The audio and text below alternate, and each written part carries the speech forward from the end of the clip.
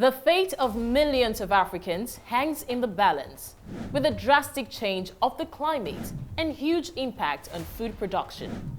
This is just as the global community grapples with the harsh impact of the COVID-19 pandemic on economies. A recent United Nations report says the COVID-19 pandemic heightened global hunger, with Nigeria and 53 other African countries accounting for 282 million malnourished people. Experts at the recently held Conference of the Parties, COP26, say there is an urgent need for all hands to be on deck towards fighting hunger and food crisis.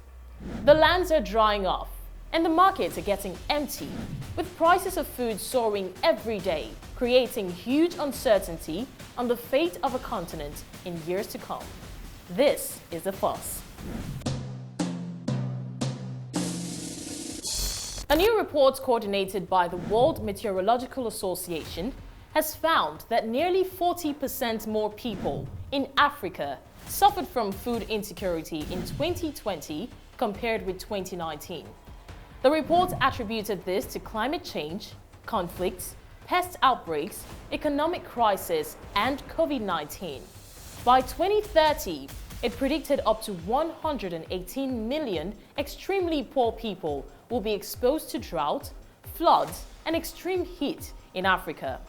More reports also reveal that several farmers across some countries in Africa have left agriculture into other ventures because of absence of rainfall. The 26th Conference of the Parties of the UN Framework Convention on Climate Change reveals that nearly 98 million people in Africa faced acute food insecurity and needed humanitarian aid in 2020, an almost 40% increase from 2019.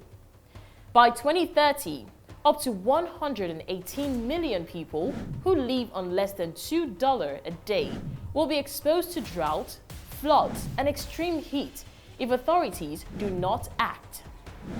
In sub-Saharan countries, nearly half of the population live below the poverty line and are dependent on climate-sensitive livelihoods such as herding, rain-fed agriculture, and fishing.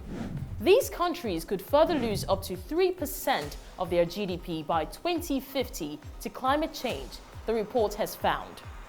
In all, Africa would need over $3 trillion in mitigation and adaptation finance by 2030 to implement country climate pledges.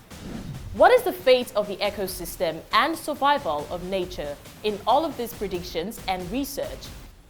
Give us your take on what could be done to salvage the climate. You can share your perspective with us using the hashtag #NCTheFuss. You're also at liberty to point us in the direction of an issue or story that you think The Fuss should take on. I am Blessings Masugu. Thank you for watching. Bye.